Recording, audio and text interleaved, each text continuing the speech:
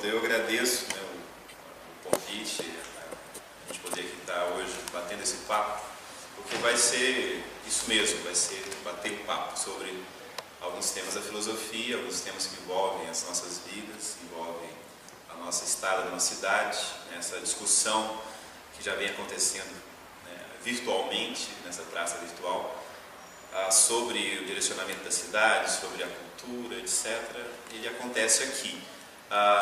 E a filosofia, nós sabemos muito bem, ela surge como uma maneira de estar no mundo, como um modo de vida e não como uma disciplina acadêmica, né? De modo que o bate-papo é sempre bem apropriado para um diálogo filosófico. Isso vai ser um diálogo, então, entre as nossas experiências de vida. Bom, então nós sugerimos, né, para focar essa nossa conversa, o tema da felicidade, né? A sugestão do Lindomar, muito bem aceita. E eu não preparei, obviamente, um roteiro específico, mas eu já tracei uma linhagem que a gente pode chegar a discutir aquilo que o Lindomar chamou de filosofia do momento, né? Mas para chegar numa discussão sobre a felicidade nos dias de hoje, eu vou traçar um pequeno itinerário geral dentro da nossa cultura do Ocidente, né? Vamos começar com a pergunta básica, né? Se é possível ser feliz, se é possível encontrar a felicidade. E houve culturas que se propuseram essa pergunta e que tentaram respondê-la, né? Nós começaríamos, por exemplo, é claro, né, nas nossas origens com os gregos. E digamos que a Grécia, diante dessa pergunta, se é possível ser feliz, se é possível encontrar a felicidade, ela tem dois grandes momentos importantes. O momento nós chamamos dos tempos de Homero, o tempo propriamente pré-filosófico ainda, quando nós temos uma visão religiosa de mundo. Os gregos não tinham mitologia, esse é um termo inapropriado para se usar quando a gente vai falar da Grécia Antiga. Eles tinham uma religião politeísta importante, né? Mitologia é um termo, digamos, acadêmico, que retira a vivência que os gregos tinham da sua religião, da sua religiosidade. Claro que religião é um termo latino, mas a gente pode levar para lá com alguma segurança. Então, num primeiro momento, nesses tempos em que Homero escreve e compõe os seus poemas, que são relatos, né, da tradição oral muito mais antigos, a felicidade não era possível. No universo religioso, mítico dos gregos, o homem está fadado ao fracasso. Está fadado a uma infelicidade. E nós podemos ilustrar isso com as narrativas que aparecem dos deuses gregos, dos heróis, dos personagens que compõem esse universo muito rico das letras antigas. As letras também é um modo de falar, porque boa parte daquilo ali é uma composição oral, da vida oral. O mito de Sísifo é uma prova disso. O mito de Prometeu é uma prova disso, de que o homem está condenado ao fracasso. Prometeu envolve, inclusive, um tema bastante interessante para quem estuda religião, para quem estuda teologia, visto que no mito de Prometeu acorrentado, nós teríamos a ideia de que a parte essencial do ser humano é exatamente a sua inteligência. Isso, de alguma forma, lembra um pouco algumas passagens do Gênesis. Mas vamos ver o que seria importante nesse tema para a gente discutir felicidade. No texto do Gênesis, né, o texto que começa a nossa tradição bíblica, diz assim, pelo menos na versão mais antiga, que no princípio Deus criou o homem e fez o homem à sua imagem e semelhança. Ok. Uma outra passagem, já do Novo Testamento, a gente pegar, por exemplo, os Evangelhos de João, nós vamos ver que ali, João já escreveu em grego, né? Ele usa a palavra, que é uma palavra muito cara para a filosofia dos gregos, que é a palavra logos, né? No princípio estava o quê? As traduções dizem o verbo, a palavra. Estava Deus, né? Só que a palavra que ele escreveu, que ele usou, que João usou, é a palavra logos. Enarché, enrologos, encai proston teon. Enarché, no princípio, enrologos, está o logos, a inteligência. Isso tem uma certa semelhança com o mito mais antigo, que é o mito de Prometeu. de uma outra cultura, que é a cultura grega. Porque Prometeu, vendo seu irmão Epimeteu em apuros, que tinha como missão distribuir os bens para os homens, a missão dada a ele por Zeus, ele reparte todos os bens para os animais, e quando ele vai tirar o último bem para dar para o homem, não tem mais. O homem ficou sem nenhum tipo de recurso, não tem o casco da tartaruga, não tem a pelagem do urso polar, não tem os dentes do leão, não tem como ele se proteger, é uma espécie de macaco nu. Então Prometeu rouba no Monte Olimpo o fogo sagrado dos deuses e dá ao homem. Bom, veja que interessante. Então, nesse mito, nessa história, nos diz que o essencial do homem, o princípio divino do homem é a sua inteligência, é o Logos, é a inteligência, mas que só era permitida aos deuses. E Prometeu será condenado, né, por toda a eternidade, pelo seu ato, de ter permitido o homem participar do essencial, que é a inteligência do Deus, dos deuses.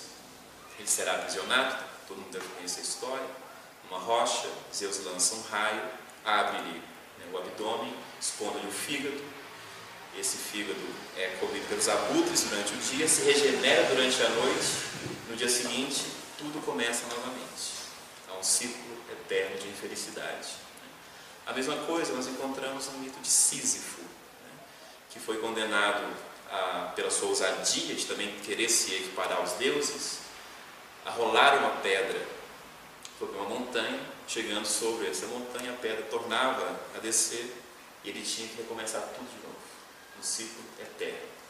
Então, nesse universo mítico, nesse universo religioso dos antigos, não havia muito espaço para pensar a felicidade. A felicidade seria apenas algo próprio a uma raça que não é nossa, uma raça divina.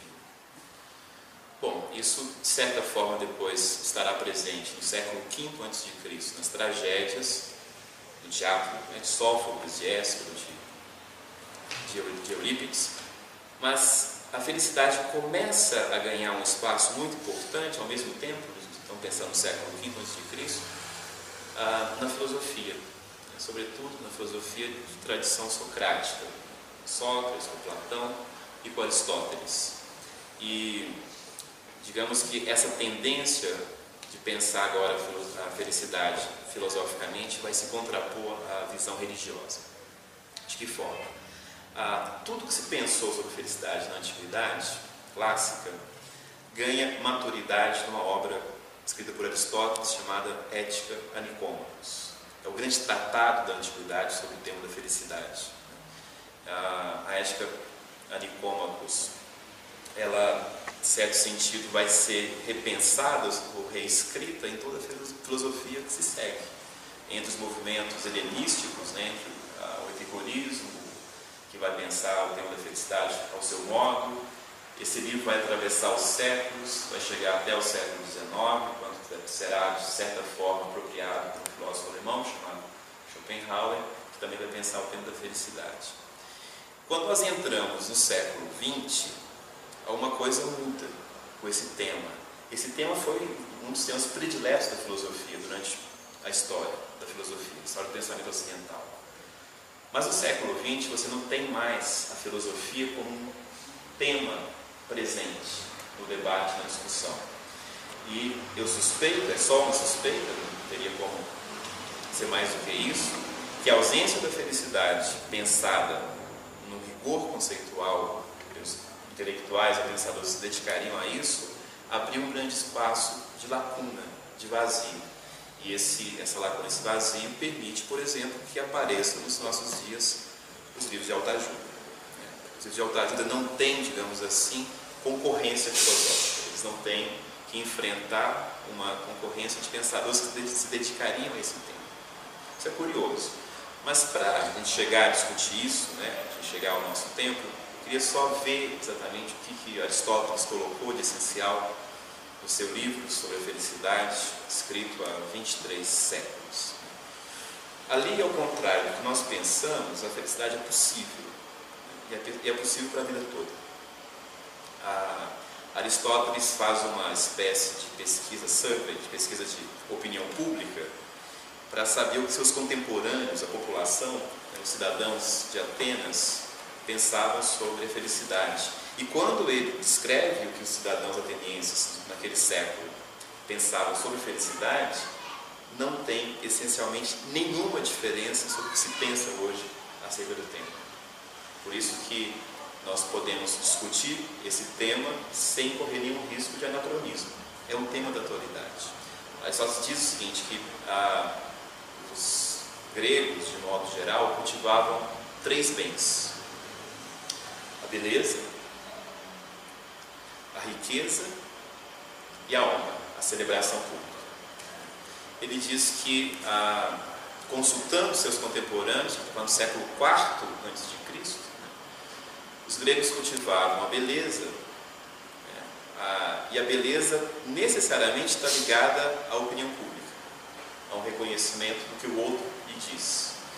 E ele mostra que a cultura grega caminha, não é que ela caminha, perdoe, ela já está vivendo uma ética hedonista, que também é a mesma ética do Aristóteles. Ou seja, ao perguntar para o cidadão na rua o que é felicidade, encontrava-se, em primeiro lugar, a resposta é alcançar prazer, é ter algum tipo de gozo, de prazer. Isso entre a população de modo geral. Mas ele diz, entre os políticos, os que vivem a vida pública, a felicidade seria a honra. Encontrar honra no sentido de honra ao mérito, de ser um reconhecimento público dos seus feitos. E é claro, a riqueza. A riqueza está sempre presente como algo que se percebe. Então, de modo geral, isso não se difere do nosso tempo. A celebração pública, a ideia da fama, a ideia de perseguir dinheiro a todo custo, a ideia de ser visto pelo outro, não diferencia, digamos assim, culturalmente. Nós somos gregos nesse sentido. Nós temos os bailes funk, as raves, os gregos tinham as dionisíacas, os cultos à parte. Talvez, é claro, haja grandes diferenças. Não dá para a gente entrar muito nisso daqui. Os gregos cultuavam, por exemplo, o corpo num nível muito mais estético do que o nosso, de modo que, por exemplo, era permitido na Grécia Antiga o amor homossexual. Eles não viam isso como um problema ético, como nós vemos. Então, o culto do pênis, o culto do corpo masculino tinha um espaço muito importante na cidade. Mais tarde, nas cidades romanas, nós vamos encontrar pequenos falos, fala o nome de um deus, que eram usados nas portas como amuleto da sorte. Então, isso também não é o nosso tema, mas o próprio corpo, ele é, de certa forma, castrado ou sublimado na história do Ocidente, sobretudo também pela cultura cristã, mas isso é um outro tema. Bom, então Aristóteles vai analisar o tema da felicidade que ele encontra. Diz, olha, se o pessoal estiver certo, a gente não precisa ir muito longe. Se a felicidade estiver no prazer, a gente não precisa então inventar a roda. Mas vamos analisar metodologicamente, de forma que a gente possa criar um método e examinar se isso de fato torna o homem feliz. Então ele vai trabalhar com esses 3 grandes temas. A felicidade estaria nos prazeres, no dinheiro, nas riquezas, e estaria na celebração pública, na honra. Mas qual é o método de Aristóteles? Como é que eu poderia examinar isso? Ou nós cairíamos no relativismo de tal forma que não, eu tenho a minha felicidade, a Paula tem a dela, e a gente tem o direito de como a gente quiser. Claro que nós temos, nós não vamos dizer para o outro como ele ser feliz, mas nós podemos dizer para o outro, podemos arguir o outro de tal forma se ele de fato é feliz com o que ele tem, com o que ele pensa ser felicidade. Nós podemos encontrar ilusões no tema da felicidade. Então Aristóteles diz o seguinte, olha, não há quem não queira ser feliz. Todos querem a felicidade.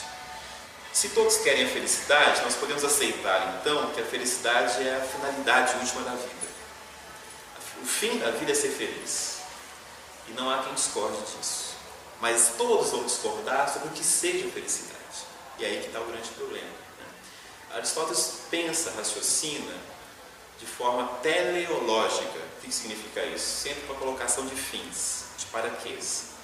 Então, mesmo a medicina hipocrática, o pai do Aristóteles, Nicômaco era amigo de Hipócrates, até a medicina que Aristóteles praticou também é finalista. A finalidade da mão é pegar, o nariz é cheirar, a boca mastigar, pensa os órgãos como sendo tendo fins. Se tudo tem um fim, resta saber qual é a natureza desse fim. Porque certos fins não são perseguidos por si mesmos, são perseguidos com visão a outra coisa. Por exemplo, o alfaiate faz a roupa. Para quê? Para ele vender. Mas quando ele vende, então a roupa produzida por ele deixa de ser fim e torna-se meio de troca. Então esse fim nós vamos chamar de fim relativo. Aparentemente todos os fins são relativos, né? Eu trabalho, vendo pipoca na porta da igreja, compro milho, para quê? Para fazer a pipoca, para quê? Para arrebentá-la, para quê? Para conseguir dinheiro. Para quê? Ora, para comprar mais milho para a produção ser encerrada, para ir à escola, para pagar o material escolar para o meu filho, para pagar uma compra no supermercado, etc, etc. Se nós raciocinarmos assim, a gente vai ver que nós seríamos obrigados a admitir que existe um fim final, senão essa cadeia de fins seria infinita. E Aristóteles nos diz, pois bem, todos concordam, não sou eu que estou dizendo, não sou Aristóteles, todo mundo concorda nas ruas que esse fim é a felicidade. Então esse seria, digamos assim, o ponto de partida para raciocinar sobre aquilo que nós temos em mãos. A felicidade pode se encontrar nos prazeres, nas riquezas, na celebração pública. Vamos começar pelo mais fácil, né, que seriam as riquezas, os bens materiais. Por que é mais fácil? Porque se eu admito, eu teria que admitir isso para poder chegar a alguma conclusão, que a felicidade é a finalidade última da minha vida, eu não posso colocar riqueza material, o dinheiro, como sendo o fim. Porque se eu colocar a felicidade na riqueza como ela sendo o fim último, eu vou me transformar num tio Patinhas. Ele sim conseguiria fazer isso, porque ele não gasta. Se eu gastar a riqueza, então ela deixa de ser fim último e torna-se meio. O que há no nosso tempo, mas não só no nosso tempo, desde a antiguidade, é aquilo que o Marx, vou usar uma expressão do Marx, né, chamou de alienação do valor da moeda. A moeda que seria fim último, a moeda que por definição é meio de troca, se torna fim último. Então nós teríamos esse problema. Se eu ganho na Mega Sena da virada, quantos milhões? 180 milhões. Sério? É isso? Acho que é. 180 milhões, eu tenho 180 possibilidades de meio. Mas como eu vou usar isso? Então veja, a gente pode transformar essa ética de pensar a felicidade numa ética do para quê, da colocação da finalidade. Eu tenho 180 milhões, é muita possibilidade, né? Isso pode trazer felicidade? Sim, né? Pode trazer muita infelicidade e dor de cabeça também, mas isso só pode ser relacionado à felicidade com, então, condições materiais que me permitem atingir um meio que exigiria essa fortuna. A grande dificuldade não é ganhar dinheiro. A grande dificuldade é colocar a finalidade. É muito mais difícil. Por isso que é muito mais tolo um rico infeliz do que um pobre infeliz. Porque o pobre, em última instância, ele está privado de meios materiais para certas finalidades que são exigidas para uma vida feliz. A inteligência também tem que ser pensada como um meio para se alcançar algum tipo de sabedoria. A inteligência não necessariamente traz consigo a capacidade de colocar um para quê, uma finalidade. Bom, isso depois a gente pode discutir. Só para avançar um pouco, restam duas alternativas aqui colocadas: os prazeres e a celebração pública. Eu não vou chegar, já que está sendo gravado, eu não vou chegar a dizer veementemente que Aristóteles antecede Freud em 2000 anos, mas, em certo sentido, o que Aristóteles diz sobre o dinheiro e sobre os prazeres está presente nos estudos do século XX, na psicanálise, tanto Lacan quanto Freud, quanto as outras vertentes, Viktor Frankl, etc. Que é o seguinte: quando nós estamos lidando com o desejo, se Aristóteles falando 2.300 anos, nós lidamos com uma instância que não pode ser saciada.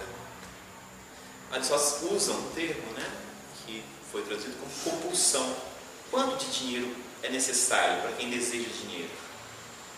Isso teria um fim ou isso geraria uma roda infinita?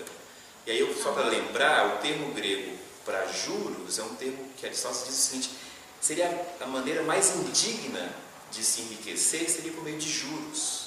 ele condenaria certamente os bancos em nosso tempo, porque o juro, a palavra juros em grego é a mesma palavra para